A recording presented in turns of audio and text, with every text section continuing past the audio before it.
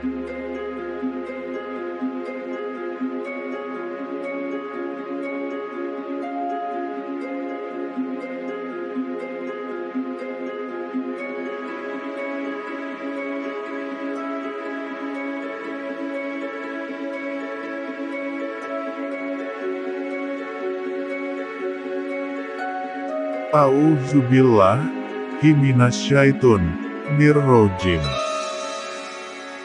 Bismillahirrohmanirrohim. Assalamualaikum sahabat muslim semuanya. Dalam menyikapi perihal tentang akhir zaman, tentunya kita akan banyak menemukan banyak sekali ketentuan-ketentuan, baik itu dalam Al-Quran, ataupun dalam hadis-hadis Rasulullah Shallallahu Alaihi Wasallam. Yang mana, dalam perkara ini, banyak sekali yang kurang begitu bisa dipahami, oleh kebanyakan umat muslim semuanya. Dalam ilmu tafsir, ada metode-metode, yang dimana para ulama, dalam mencari arti dari ketentuan-ketentuan, yang Allah Subhanahu wa Ta'ala wahyukan, kepada Rasulullah Shallallahu Alaihi Wasallam, melakukan beberapa metode, dalam mencari arti dari ketentuan Allah. Beberapa metode yaitu, dengan diantaranya, menafsirkan ayat Al-Quran dengan ayat yang lainnya dalam Al-Quran, lalu, ayat Al-Quran ditafsirkan, dengan hadis dari Rasulullah, lalu menafsirkan salah satu hadis, dengan hadis yang lainnya, dan kemudian hadis ditafsirkan dengan royu, atau pemikiran, namun, menafsirkan dengan pemikiran ini, adalah sebuah langkah terakhir, yang dilakukan para ulama, yakni pada saat wahyu-wahyu, baik itu dalam Al-Quran, ataupun hadis Nabi Shallallahu Alaihi Wasallam, masih belum bisa memberi penjelasan, pada perkara-perkara yang akan dibahas. Lalu metode lainnya, juga bisa dilakukan dengan cara mencari tahu asbabun nuzul Al-Quran, atau sebaliknya sebab turunnya Al-Quran, atau asbabul wurud al-hadis, yakni sebab-sebab turunnya hadis, dari Rasulullah Shallallahu Alaihi Wasallam. Yang mana, dengan adanya peristiwa apa, yang menyebabkan turunnya ayat Al-Quran, atau Rasulullah bersabda, atau bersikap, dalam hadis Rasulullah. Yang mana, dengan peristiwa yang mengiringi turunnya ayat dan keluarnya hadis, umat muslim dapat lebih memahami, maksud dari ayat dalam Al-Quran dan hadis dari Rasulullah Shallallahu Alaihi Wasallam. Dan, dalam hal ini, dalam menyikapi perkara-perkara di akhir zaman, maka tentulah, dalam memahami dalil-dalil yang menyertainya, baik itu dari dalam Al-Quran, ataupun dalam hadis-hadis Rasulullah Shallallahu Alaihi Wasallam. Seperti yang akan coba kita akan bahas saat ini, yakni tentang hadis-hadis yang meriwayatkan tentang Al-Masih Ad-Dajjal, yang akan menjadi fitnah bagi umat muslim semuanya, di akhir zaman nanti. Seperti yang telah banyak kita ketahui, riwayat-riwayat tentang Al-Masih Ad-Dajjal, yang mengingat, beragamnya kemampuan-kemampuan Dajjal, di akhir zaman nanti, yang sangat sulit sekali dipahami oleh pemikiran kita, sebagai manusia normal. Maka, langsung saja, kita masuk dalam pembahasan perkara-perkara yang meriwayatkan, tentang Al-Masih Ad-Dajjal. Pertama, untuk memudahkan sebuah pemahaman dapat dicapai, maka kita akan jelaskan dulu, dasar ketauhidan kita, yang mana kita harus mempercayai dengan iman kita, atas wahyu dan firman-firman Allah Subhanahu wa Ta'ala, yang telah disampaikan kepada Rasulullah Shallallahu Alaihi Wasallam. Allah Subhanahu wa Ta'ala, dengan ilmunya, dan kekuasaannya, yang meliputi langit dan bumi, yang mana ada beragam riwayat, yang Allah kehendaki dan izinkan untuk bisa terjadi, yang mana, walaupun kita sebagai manusia biasa, yang tentunya sangatlah sulit sekali, untuk bisa memahami, namun atas izin Allah, semua bisa terjadi. Seperti kisah tentang Ashabul Kahfi, yang dimana mengisahkan beberapa orang soleh yang tertidur sampai ratusan tahun, dan terbangun pada saat zaman sudah berganti. Lalu mujizat-mujizat para nabi dan rasul, yang sudah barang tentu, sudah banyak kita ketahui dalam beberapa riwayat, dan kesemua kisah itu, tentunya di luar akal sehat kita, sebagai manusia normal. Namun, semua itu terjadi, atas izin Allah, dan Allah Subhanahu wa Ta'ala berkehendak terhadap apa-apa yang ada di langit dan apa yang ada di bumi ini, dan termasuk terhadap perkara akhir zaman yang meriwayatkan Al-Masih ad-Dajjal, yang mana kemampuan-kemampuan Al-Masih ad-Dajjal telah diizinkan Allah Subhanahu wa Ta'ala untuk bisa terjadi. Wallahu alam.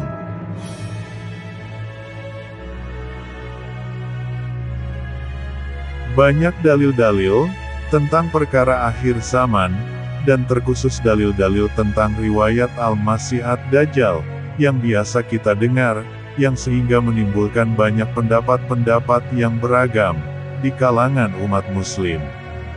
Dan di sini, kita akan coba mengukur, sejauh mana kekuatan pendapat-pendapat itu, bisa dipakai sebagai hujah dalam setiap pengkajian.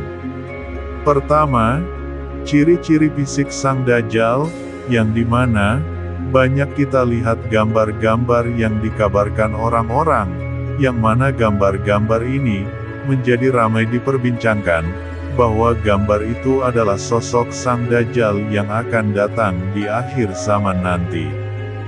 Maka, untuk mengetahui ilustrasi gambar, yang lebih mendekati, maka kita bisa merujuk pada salah satu hadis, yang sahih, dari hadis Muslim. Yang mana, Rasulullah Shallallahu Alaihi Wasallam bersabda, sesungguhnya Dajjal adalah seorang laki-laki pendek, jarak antara kedua betisnya berjauhan, keriting, buta sebelah, mata yang terhapus, tidak terlalu menonjol, tidak pula terlalu ke dalam, maka jika dia mengaku sebagai Rabb kepadamu, maka ketahuilah sesungguhnya Rabb kalian tidak buta sebelah. Hadis riwayat Muslim. Yang sehingga, berdasarkan hadis ini, maka, ilustrasi dari gambar sosok Dajjal, maka lebih dekat pada ilustrasi pada gambar ini. Lalu, beragam lagi pendapat, yang menjelaskan bahwa Dajjal ini panjang umur, dan beragam juga pendapat tentang cacatnya kebutaan Sang Dajjal, maka kita bisa bersandar, pada dalil-dalil yang sahih. Dan dalam hal ini, ada beberapa dalil, yang bisa memperkuat pendapat, tentang Al-Masih ad-Dajjal, yang mana diantaranya, Rasulullah pernah bersabda, tidak ada satupun makhluk, sejak Adam diciptakan, hingga terjadinya kiamat, yang fitnahnya lebih besar dari Dajjal. Hadis riwayat Muslim. Dan, dalam hadis lain dikatakan, sebagaimana Rasulullah Shallallahu Alaihi Wasallam bersabda, aku peringatkan kalian tentangnya. Tidak ada seorang nabi, melainkan dia memperingatkan kaumnya, tentang Dajjal. Nabi Nuh benar-benar telah memperingatkan kaumnya, tentang Dajjal. Hadis riwayat Bukhari dan Muslim. Dan, masih pada hadis Bukhari dan Muslim, yang mana Rasulullah bersabda, tidak seorang nabi pun yang diutus, kecuali dia memperingatkan umatnya, tentang Dajjal, yang buta sebelah matanya, dan pendusta. Sesungguhnya Rabb kalian, tidaklah buta sebelah. Di antara kedua mata Dajjal, tertulis kata kafir. Maka, berdasarkan dalil-dalil itu, dapat dipastikan, bahwa Sang Dajjal memanglah, memiliki umur yang sangat panjang. Namun, belumlah dapat dipastikan, sejak kapan Sang Dajjal ini dilahirkan, Dan dalam hal ini, beragam pendapat, ada yang mengatakan, bahwa Sang Dajjal ini ada pada saat masa Nabi Sulaiman, dan ada pula yang mengatakan, bahwa Sang Dajjal ada sejak zaman Nabi Nuh, bahkan sejak Nabi Adam pun, ada yang berpendapat bahwa Sang Dajjal telah ada. Namun yang jelas, pendapat kuat, bahwa Dajjal yang akan datang di akhir zaman nanti, adalah orang yang sama, dengan Samiri yang pada masa Nabi Musa alaihi salam, yang dimana dialah yang menyesatkan kaum Yahudi umatnya Nabi Musa. Yang kesimpulan untuk perkara ini, bahwa pendapat yang lebih kuat, adalah memang Sang Dajjal ini memiliki umur panjang, dan Sang Dajjal yang akan datang di akhir zaman nanti, adalah Samiri yang juga pernah hidup di zaman Nabi Musa alaihi salam. Wallahu alam. Dan, untuk masalah cacatnya, atau buta sebelah matanya Sang Dajjal, ada yang berpendapat, bahwa cacatnya Sang Dajjal, itu terjadi pada masa Nabi Isa alaihi salam. Ada kemungkinan, pendapat ini sangatlah lemah. Yang lebih kuat pendapatnya, cenderung pada dalil-dalil yang tadi dikemukakan, bahwa Sang Dajjal ini sudah cacat, semenjak di masa nabi-nabi sebelumnya. Lalu, apa yang membuat Sang Dajjal umurnya lebih lama dari manusia-manusia yang lainnya? Hal ini sangatlah sulit bagi kita untuk mencari dalil-dalil yang pasti. Namun, ada beberapa riwayat yang berpendapat bahwa Sang Dajjal sewaktu kecilnya diasuh oleh malaikat Jibril alaihi salam, yang mana sewaktu kecilnya pun Sang Dajjal selalu diberi minum dari air susu surga, yang mengalir dari sela-sela jari malaikat Jibril alaihi salam. Yang sehingga hal itu, membuat Sang Dajjal menjadi panjang umur, berkat air susu surga tersebut. Dan bahkan, diriwayatkan, Sang Dajjal diasuh oleh malaikat Jibril, dan diajarkan ilmu-ilmu Allah oleh malaikat Jibril. Yang mana, riwayat pendapat ini, cukuplah berat untuk dapat dipahami, perlu banyak dalil-dalil yang kuat, untuk mendukung riwayat ini. Maka, dalam video ini, saya akan coba mencari dalil-dalil pendukung, untuk memperkuat riwayat ini.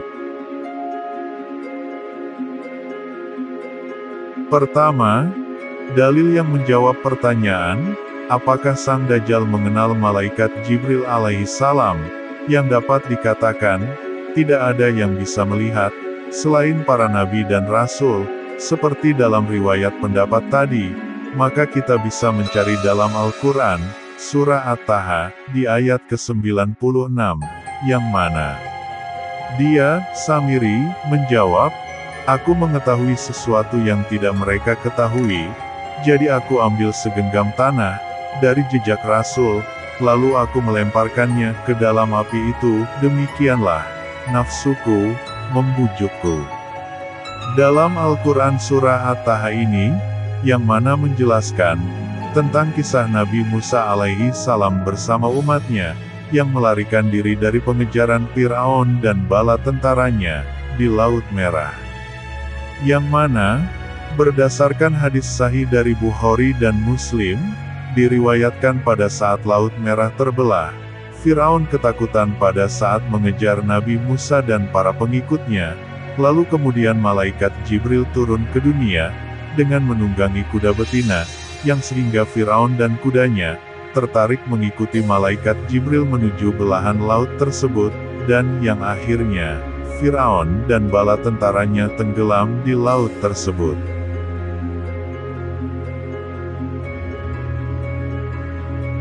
Yang sehingga, dari hadis ini, malaikat Jibril, yang seharusnya tidak bisa dilihat, oleh orang-orang Bani Israel, kecuali oleh Nabi Musa alaihi salam, tapi Samiri Sang Dajjal pun, juga bisa melihatnya, dan di dalam surah At-Taha, Sang Dajjal pun, mengambil tanah bekas pijakan sang utusan Allah, yakni malaikat Jibril alaihi salam.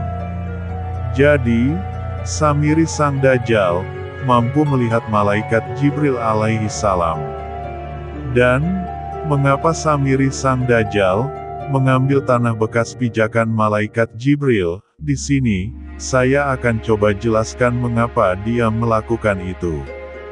Perlu diketahui, oleh semuanya, bahwa para malaikat memiliki gelar yang disandangkan pada diri mereka, dan malaikat Jibril, selain diberi gelar sebagai Ruhul Kudus, yakni utusan suci, juga malaikat Jibril alaihi salam adalah malaikat yang diberikan izin oleh Allah Subhanahu wa Ta'ala sebagai malaikat yang menghidupkan.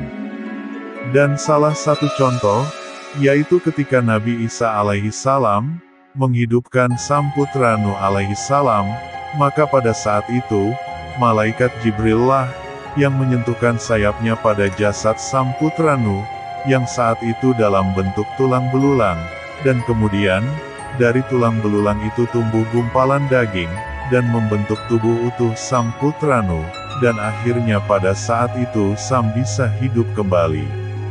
Sama juga saat Samiri mengambil tanah bekas pijakan malaikat Jibril, maka di ayat lain, dengan tanah itu, Samiri mengumpulkan emas dari kaum Bani Israel, dan kemudian melebur emas-emas itu ke dalam api yang panas, dan setelah itu lelehan logam emas itu, kemudian dimasukkan ke dalam cetakan sapi, dan kemudian Samiri memasukkan tanah bekas pijakan malaikat Jibril, ke dalam patung sapi emas yang masih menyala, dan pada saat itu juga, patung sapi itu bergerak dan mengeluarkan suara.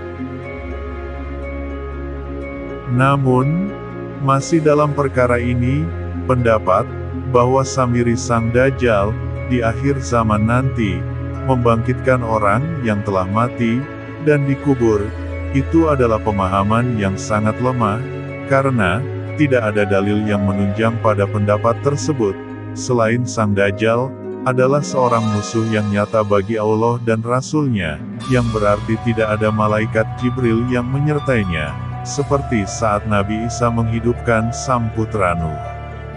Perihal tersebut, terdapat dalam hadis, yang diriwayatkan Ibnu Majah, yang disahihkan oleh Albani. Di antara fitnah Dajjal, dia menawarkan seorang Arab Badui, renungkan, sekiranya aku bisa membangkitkan ayah ibumu yang telah mati, apakah kamu akan bersaksi, bahwa aku adalah Rabbmu? Laki-laki Arab tersebut menjawab, ya. Kemudian muncullah dua setan, yang menjelma di hadapannya, dalam bentuk ayah dan ibunya. Keduanya berpesan, wahai anakku, ikutilah dia, sesungguhnya dia adalah Rabbmu.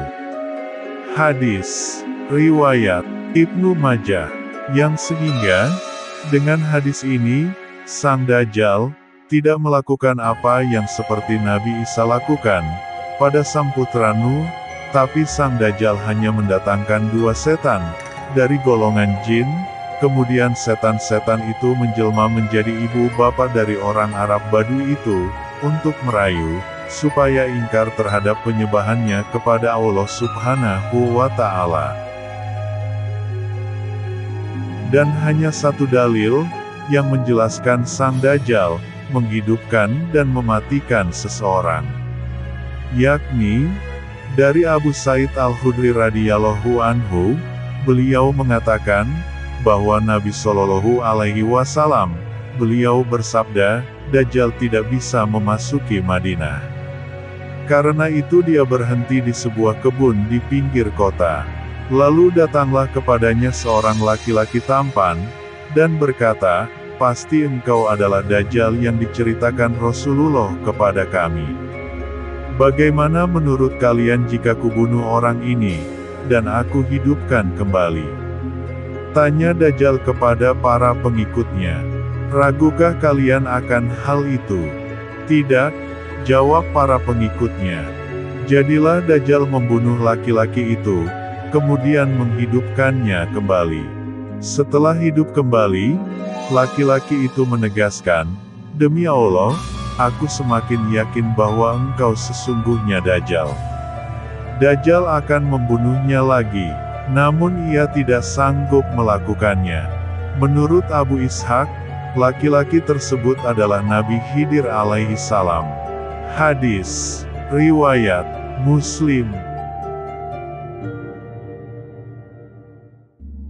Lalu, selanjutnya, yakni tentang Sang Dajjal, bisa menahan matahari, yang sehingga untuk waktu yang lama, di bumi ini tidak ada malam hari. Yang mana pemahaman ini, sangat bisa dikuatkan kebenarannya. Hal ini karena dalam dalilnya, telah diperjelas oleh Rasulullah dengan tambahan sanadnya. Dalil pertama, dari Ibnu Mas'ud radhiyallahu anhu, ia berkata bahwasannya Nabi Shallallahu alaihi wasallam bersabda, Dajjal mengatakan, "Aku adalah Tuhan semesta alam. Matahari ini berjalan dengan izinku.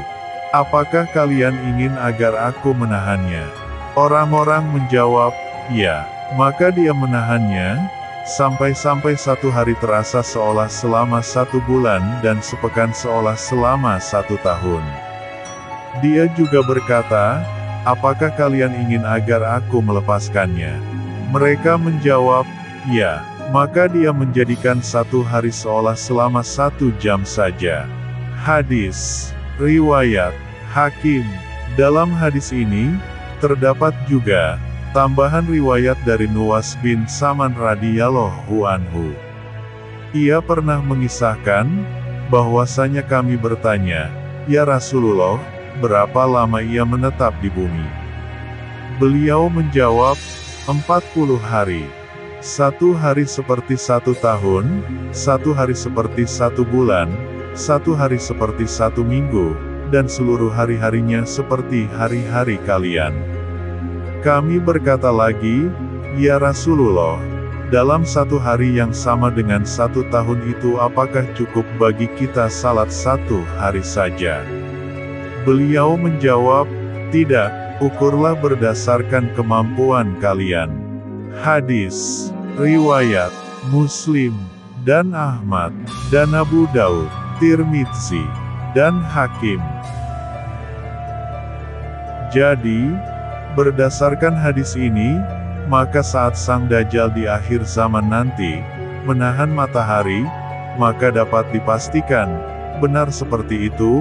Hal ini dikarenakan adanya tambahan sanad, yang dimana pada saat matahari yang dengan izin Allah Subhanahu wa Ta'ala ditahan Sang Dajjal, umat Islam di akhir zaman nanti akan dilanda kebingungan dalam melaksanakan salat 5 waktunya, dikarenakan karena matahari tertahan sampai berbulan-bulan, yang sehingga pada waktu itu tidak ada malam hari, sampai umat Islam di akhir zaman nanti merasakan hari itu seperti setahun lamanya. Yang sehingga, dalam hadis, Rasulullah Shallallahu alaihi wasallam menyuruh salat 5 waktunya dengan cara memperkirakan waktu-waktunya. Ada yang melaksanakan salat subuh ketika matahari terang, dan ada juga yang melaksanakan salat maghrib dan isya ketika matahari terang benderang juga, yang dikarenakan pada masa di akhir zaman itu tidak ada malam hari dalam waktu yang lama sekali. Lalu selanjutnya, tentang Sang Dajjal, yang bisa menumbuhkan tumbuh-tumbuhan, dan menurunkan hujan. Hal ini berdasarkan hadis, dari An-Nawas bin Saman radhiyallahu anhu, beliau berkata, suatu pagi Rasulullah Shallallahu alaihi wasallam, menceritakan tentang Dajjal. Kami bertanya, "Ya Rasulullah, bagaimana kecepatan Dajjal berjalan di muka bumi?" Nabi menjawab, "Seperti mendung yang diterpa angin." Maka dia pergi mendatangi suatu kaum, dan mengajak mereka untuk mengimaninya. Lalu, dengan segera, kaum itu percaya. Lalu ia menyeru langit, untuk segera menurunkan hujan. Lalu tanaman-tanaman segera tumbuh subur, dan mereka, orang-orang di akhir zaman nanti, menggembala ternaknya, yang banyak susunya dan gemuk-gemuk. Lalu kemudian, Sang Dajjal mendatangi kaum lainnya, lalu mengajak mereka untuk mengimaninya. Namun kaum itu menolak ajakannya, lalu ditinggalkannya kaum itu oleh Dajjal, dan mendadak, daerah itu menjadi kering dan gersang, tidak ada sedikit pun dari kekayaan alam mereka yang tertinggal. Hadis riwayat Muslim. Dari hadis ini, yang mana memang pada saat kedatangan Sang Dajjal, diawali dengan 3 tahun musim kemarau yang panjang, yang mana di tahun pertama diriwayatkan, sepertiga air di langit, tidak menurunkan airnya ke bumi, dan sepertiga tumbuhan tidak tumbuh di bumi, sampai di musim kemarau tahun ketiganya, langit tidak menurunkan air setetes pun, dan tumbuhan tidak ada yang tumbuh satu pohon pun, yang sehingga, tanah di bumi ini, menjadi sangat kering, tanaman yang sudah ada banyak yang mati, dan hewan-hewan ternak pun yang kurus kering dan mati, dan juga banyak terjadi bencana kelaparan di banyak wilayah, karena kekurangan bahan makanan. Dan pada saat fase inilah, Sang Dajjal datang dan menguji umat manusia, di akhir zaman nanti. Yang sehingga, setelah melewati masa-masa yang sulit itu, dan dengan kemampuan-kemampuan Dajjal yang telah diizinkan Allah Subhanahu wa Ta'ala, dengan bisa mendatangkan hujan, dan bisa menyuburkan tanah yang gersang, dan menumbuhkan tanaman dengan sangat cepat, yang membuat Sang Dajjal pada waktu itu, banyak yang mengikutinya, karena orang-orang yang lemah imannya, di akhir zaman nanti, menganggap bahwa Sang Dajjal ini adalah sebagai juru selamat mereka. Dan hal sebaliknya yang terjadi, terhadap orang-orang yang tidak mengikuti Sang Dajjal, maka tanah mereka yang telah hijau kembali, oleh air hujan yang dipanggil oleh Sang Dajjal, maka setelah kepergian Sang Dajjal, tanah mereka kembali mengering dan gersang, binatang ternak mereka akan kekurangan makanan kembali, dan kemudian kurus kembali, dan banyak yang mati. Lalu, dalil selanjutnya, yang dimana Sang Dajjal memiliki kemampuan untuk mengetahui harta-harta yang tersembunyi di dalam tanah, tanpa harus kesulitan untuk menggalinya. Hal ini seperti dijelaskan dalam hadis sahih. Ketika Dajjal mendatangi bangunan reruntuhan, dia mengeluarkan harta yang tersimpan di dalamnya. Dalam hadis disebutkan, dia mendatangi reruntuhan, dan berkata, "Keluarkanlah perbendaharaanmu." Maka keluarlah perbendaharaannya, mengikuti Dajjal, seperti sekelompok lebah. Hadis riwayat Muslim.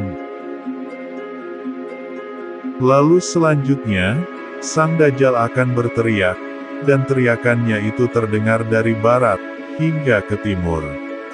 Hal ini berdasarkan hadis, dari Ibnu Amr radhiyallahu anhu, bahwasanya Rasulullah bersabda, dia berteriak, sebanyak 3 kali. Teriakan itu terdengar, oleh orang-orang timur, dan orang-orang barat, dan dia juga memakan burung, langsung dari langit, yang sudah matang, terpanggang oleh matahari.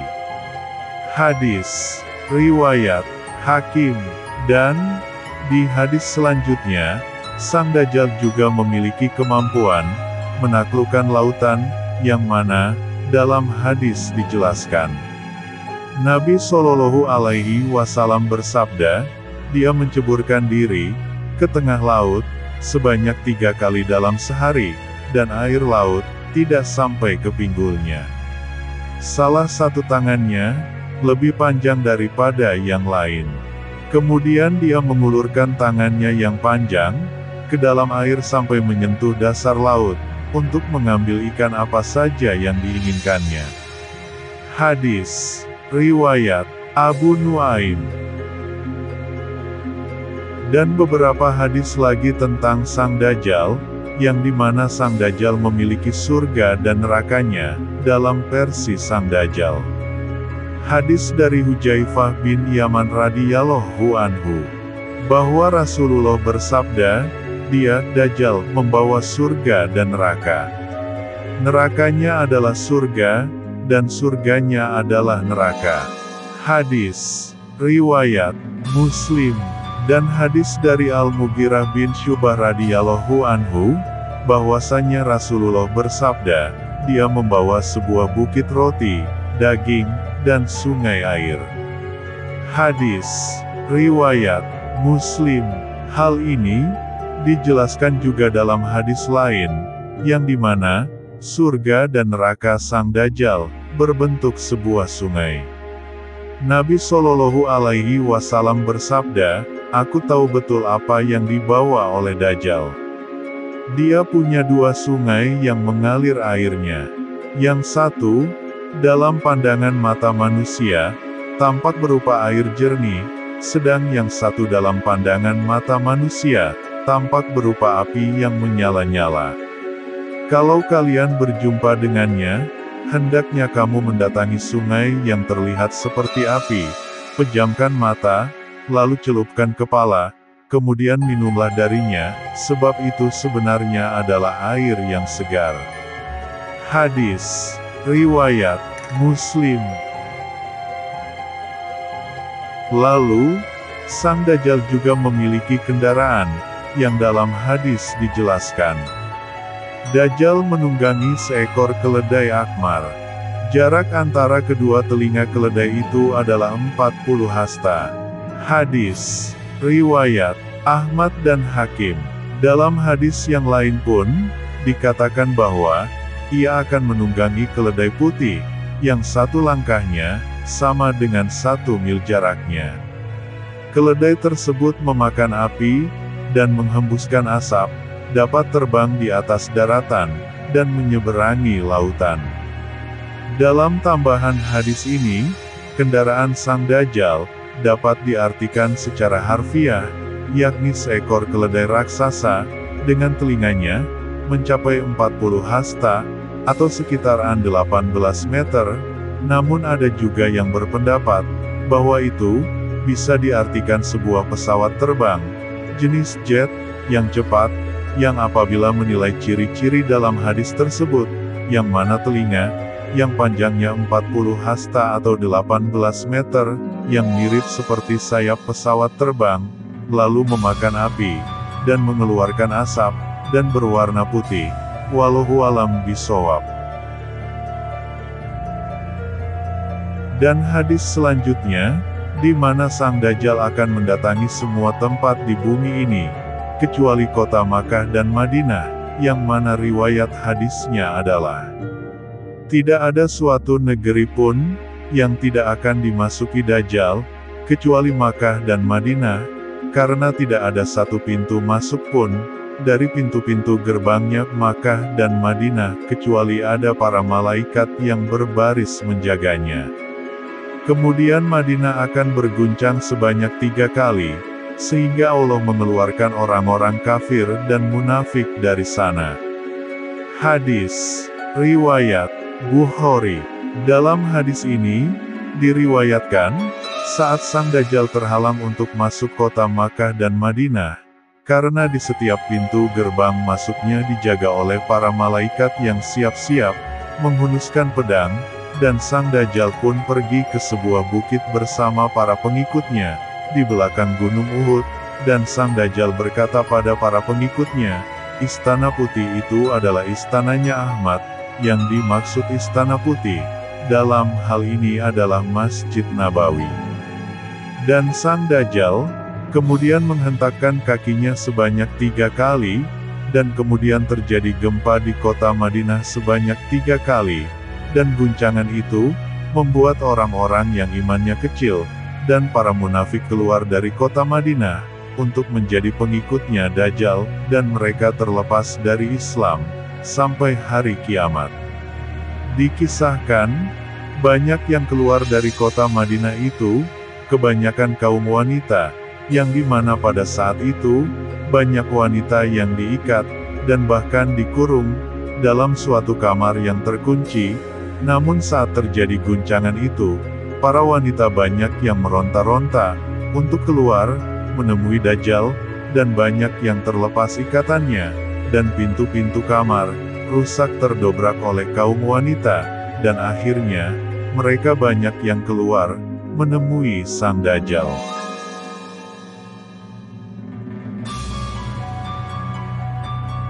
Lalu, selanjutnya, mengenai lokasi tempat Sang Dajjal saat ini, banyak sekali pendapat-pendapat yang bertebaran di media.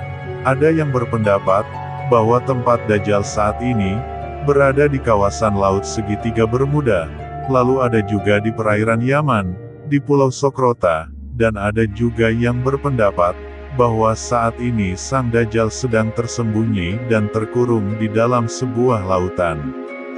Maka, untuk memahami lokasi ini, kita perlu memaparkan sebuah hadis, yakni hadis mengenai Tamim Ad-Dari, yang mana juga dikenal oleh kalangan para ulama dengan sebutan hadis Al-Jassasah. Keterangan tersebut diriwayatkan dalam Sahih Muslim, Kitab Al-Fitan wa Asyra'atus Sa'ah, Bab Ibnu Sayyad. Dari Amir bin Syarahil bahwa dia bertanya kepada Fatimah binti Qais, saudari Ad-Dahak bin Qais, wanita itu termasuk orang yang berhijrah pertama kali. Fatimah berkata, aku mendengar suatu seruan untuk menunaikan sholat berjamaah. Kemudian aku berangkat ke masjid untuk mendirikan sholat bersama Rasulullah. Aku berada di barisan kaum wanita yang letaknya di belakang kaum laki-laki. Seusai sholat, Rasulullah duduk di mimbar sambil tertawa, lalu bersabda, setiap orang hendaknya diam di tempatnya masing-masing. Tahukah kalian, mengapa aku mengumpulkan kalian sekarang? Kaum muslim kala itu menjawab, Allah dan Rasul-Nya yang lebih tahu. Rasulullah kemudian bersabda, aku bukan mengumpulkan kalian karena untuk memotivasi atau memberi peringatan. Aku mengumpulkan kalian karena Tamim Ad-Dari, yang dulunya merupakan seorang penganut Nasrani, datang ke sini dan masuk Islam. Dia menceritakan kepadaku sesuatu yang pernah aku sampaikan kepada kalian mengenai Al-Masih Ad-Dajjal. Nabi Shallallahu Alaihi Wasallam melanjutkan, dia bercerita bahwa dirinya bersama 30 orang dari suku Lakem dan Jatsam, berlayar dengan sebuah kapal. Mereka dipermainkan ombak besar selama 1 bulan di tengah laut. Kemudian mereka berlabuh ke sebuah pulau di tengah laut, hingga matahari tenggelam. Rasulullah melanjutkan, mereka duduk-duduk di dekat kapal, kemudian memasuki pulau itu. Mereka bertemu seekor binatang besar yang berbulu lebat, sedemikian lebatnya bulu hewan tersebut sehingga mereka tidak dapat membedakan mana bagian depan dan mana yang belakang. Mereka bertanya, siapa kamu? Binatang itu menjawab, aku adalah Al-Jassasah, mata-mata. Mereka bertanya, apakah Al-Jassasah itu? Dia menjawab, wahai orang-orang, temuilah orang yang ada di dalam gua itu, sebab dia sangat menanti-nantikan berita dari kalian. Tamim berucap, ketika binatang itu menyebut keberadaan seseorang, kami khawatir, jangan-jangan binatang tersebut adalah setan. Kami pun cepat-cepat pergi memasuki gua. Dan ternyata di dalamnya kami lihat ada seorang manusia bertubuh sangat besar, merupakan pria terbesar yang pernah kami lihat dan paling kuat ikatannya. Tangannya terbelenggu ke lehernya, kedua kakinya juga terikat dengan besi. Mereka lalu bertanya, apa sebenarnya kamu ini? Dia menjawab, kalian telah mendapat kabar tentang aku. Siapa kalian ini? Mereka menjawab, kami adalah bangsa Arab. Kami berlayar dengan kapal. Kami dipermainkan ombak yang sangat besar selama sebulan. Lalu kami berlabuh ke pulaumu ini. Kami duduk-duduk tidak jauh dari kapal kami. Lalu kami memasuki pulau dan bertemu seekor hewan yang berbulu sangat lebat, dan dia menyuruh kami untuk mendatangi istana ini karena orang yang di dalamnya sangat ingin mendengar berita dari kami. Kami segera menemuimu di sini, padahal kami tidak tahu apakah kamu setan atau bukan. Lelaki tersebut bertanya, ceritakanlah kepadaku tentang Nuhailbisan, sebuah kampung di Syam, tepatnya Palestina, sebelah sungai Tabriyah. Kami bertanya, apanya yang kamu tanyakan? Dia kembali bertanya, aku bertanya tentang kurmanya, apakah berbuah? Kami jawab, ya, masih berbuah. Dia berkata, ketahuilah, kurma di sana nanti tidak berbuah. Dia berkata lagi, lalu bagaimana keadaan Danau Tabariyah? Kami balik bertanya, apanya yang ingin kamu ketahui? Pria itu bertanya, apakah danau itu ada airnya? Kami menjawab, ya, airnya berlimpah.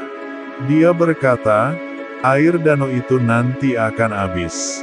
Lelaki itu bertanya, lalu bagaimana dengan mata air Sugar? Kami bertanya, apanya yang kamu tanyakan? Dia menjawab, apakah mata air tersebut memancarkan air? Dan apakah penduduk di sana bercocok tanam dengan memanfaatkan air dari mata air itu? Kami menjawab, ya, airnya banyak, dan penduduk di sana bercocok tanam dengan airnya. Dia bertanya, ceritakanlah kepadaku, apa yang dilakukan oleh Nabi yang diutus kepada bangsa yang buta huruf bangsa Arab. Kami menjawab, dia telah keluar dari Mekah, dan tinggal di Yasrib. Pria itu bertanya, apakah orang-orang Arab memeranginya? Kami menjawab, ya. Tanya dia kembali, bagaimana dia melawan mereka? Kami menjawab, dia telah menang atas orang-orang Arab, dan sekarang mereka tunduk, taat kepadanya. Dia berkata, begitukah? Kami berkata, ya, memang begitu. Dia berkata, ketahuilah, memang lebih baik mereka menaatinya. Lelaki itu melanjutkan, sekarang aku beritahu kalian tentang diriku. Aku adalah Al-Masih. Telah hampir tiba waktunya aku diizinkan keluar. Kalau aku telah keluar, aku menjelajahi bumi, tidak satu pun perkampungan yang tidak aku singgahi selama 40 hari, kecuali Makkah dan Thayyibah, Madinah. Kedua kota itu diharamkan bagiku memasukinya. Setiap kali aku mau memasuki keduanya, aku dihadang malaikat yang memegang pedang terhunus, menghalangiku memasukinya. Di setiap jalan dari kedua kota itu terdapat malaikat yang menjaganya. Fatimah berkata, sambil menekan tongkatnya pada mimbar, Rasulullah bersabda, ini, yakni Madinah, adalah Thayyibah. Ini adalah Thayyibah. Bukankah sebelumnya aku telah menyampaikan hal itu kepada kalian? Orang-orang muslim pada saat itu menjawab, benar ya Rasulullah. Beliau melanjutkan sabdanya, cerita Tamim sangat menakjubkan hatiku, sangat sesuai dengan apa yang pernah aku sampaikan kepada kalian, tentang Madinah dan Makkah. Ketahuilah, dia Dajjal ada di Laut Syam atau Laut Yaman. Tidak, melainkan dari arah timur. Dia dari arah timur, dari arah timur. Fatimah binti Qais berkata, aku hafalkan ini dari Rasulullah sendiri. Hadis, riwayat, Muslim. Maka, berdasarkan hadis ini, pendapat-pendapat tentang lokasi Dajjal saat ini, yang mengatakan bahwa sang Dajjal kini berada di segitiga Bermuda, dan ada juga yang berpendapat di Pulau Sokrota di Laut Yaman, dan bahkan Syekh Imran Hussein, yang berpendapat bahwa Dajjal berada di Britania, maka, berdasarkan hadis ini, pendapat-pendapat itu, dapat dinilai lemah. Dalam hadis ini, karena sebelumnya banyak yang menjadi perbincangan, bahwa pada saat Samiri diusir oleh Nabi Musa alaihissalam, maka sudah tidak diketahui lagi jejak Samiri sang Dajjal, kemana dia pergi.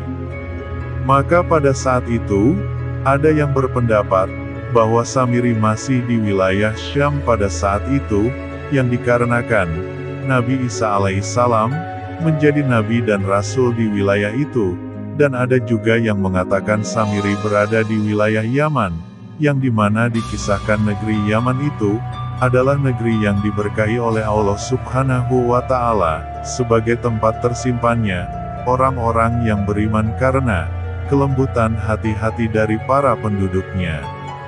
Yang sehingga, dari hadis kisah Tamim ad-Dari ini, bahwa pertemuan dengan Sang Dajjal di tengah lautan itu, maka bukanlah di Laut Syam, dan bukan pula di Laut Yaman, tapi Rasulullah bersabda, dia berada di timur, sampai beliau mengatakannya 3 kali. Mengapa ditunjukkan ke timur? Karena di hadis lain pun dijelaskan, Rasulullah Shallallahu Alaihi Wasallam bersabda, Dajjal akan keluar dari bumi sebelah timur, yang disebut Khurasan. Hadis riwayat At-Tirmizi, dan hadis tersebut pun diperkuat oleh riwayat Imam Ahmad dari Anas bin Malik radhiyallahu anhu, bahwasanya Rasulullah Shallallahu Alaihi Wasallam bersabda, Dajjal akan keluar dari daerah Yahudiyah Asbahan. Dia bersama 70.000 orang Yahudi. Hadis riwayat Ahmad. Maka, berdasarkan hadis-hadis ini, makna dari sebuah pulau di tengah lautan, maka besar kemungkinan letaknya adalah sebuah lautan di bawah wilayah Khurasan ini. Wallahu alam bishawab. Dan terakhir, adalah hadis tentang riwayat akhir perjalanan Sang Dajjal, membuat fitnah di bumi ini. Hal ini berhubungan dengan riwayat, diturunkannya Nabi Isa alaihi salam, ke dunia ini. Dan diriwayatkan, Nabi Isa, dan kaum muslimin di akhir zaman nanti, akan menyerbu Dajjal dan pasukannya pada subuh hari. Tentang kisah penumpasan Dajjal dan pasukannya, diabadikan dalam hadis Rasulullah Shallallahu Alaihi Wasallam, berikut ini. Ketika malam yang gelap menyelimuti bumi, kaum mukminin saling berkata satu sama lain, apalagi yang kalian tunggu untuk menyusul saudara-saudara kalian ke keridhaan Allah Subhanahu wa Ta'ala.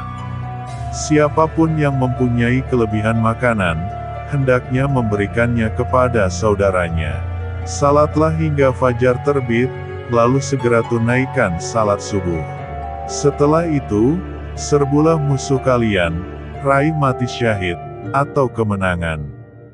Kemudian, datanglah malam yang pekat, sehingga seseorang tidak dapat melihat tangannya sendiri. Saat itulah Isa bin Maryam turun. Saat seorang lelaki berbaju besi itu, tiba-tiba muncul, orang-orang bertanya, siapa kamu? Dia menjawab, aku adalah hamba Allah dan kalimahnya, Isa. Isa bin Maryam lalu menyeru kaum muslimin, wahai manusia, apa yang menghalangi kalian, untuk keluar menyerbu si pendusta jahat itu? Orang-orang berkata, ini adalah jin. Mereka pun berlarian, tetapi ternyata mereka berhadapan dengan Isa bin Maryam. Kemudian ketika salat dilaksanakan, Isa alaihi salam diminta menjadi imam, tapi dia berkata, biar imam kalian saja yang maju dan mengimami kalian. Setelah melaksanakan salat subuh, kaum muslimin menyerbu Dajjal. Melihat itu, si pendusta terbesar ini mencair seperti garam yang larut di dalam air. Isa bin Maryam mengejarnya lalu membunuhnya. Bahkan pohon dan bebatuan pun memanggil-manggil, wahai Ruh Allah, ini ada Yahudi bersembunyi di sini. Tidak ada seorang pun yang dahulu mengikuti Dajjal yang tidak dibunuh oleh Nabi Isa alaihi salam. Hadis riwayat Ahmad. Dan akhirnya, kisah Sang Dajjal berakhir di tangan Nabi Isa alaihi salam, yang mana Nabi Isa mengejar Sang Dajjal dengan 2 tombak di tangannya, dan mendapati Sang Dajjal di gerbang Lut. Yang mana hadis ini, dari Rasulullah Shallallahu Alaihi Wasallam bersabda, "Lalu, turunlah Isa bin Maryam, di Menara Putih, di bagian timur Damaskus. Isa menemukan Dajjal di pintu Lut, kemudian membunuhnya." Hadis riwayat Abu Daud. Gerbang yang disebut di dalam hadis tersebut, sampai sekarang masih ada dan berdiri gagah di pinggir jalan. Lokasi tepatnya, berada di pintu masuk kota Lut, 15 km di tenggara kota Tel Aviv, Israel, dekat dengan Bandara Ben Gurion, atau sekitar 3 km di utara Romlah. Bangunan berbentuk kotak dan memiliki semacam kubah di atasnya itu, ternyata bekas sebuah sumur bernama Zibak, yang berdiri di sebuah tanah milik seorang, bernama Asad Ahmad Haji Yasin. Di tempat inilah, akhir kisah dari sang pendusta, Al-Masih ad-Dajjal, menutup kisahnya.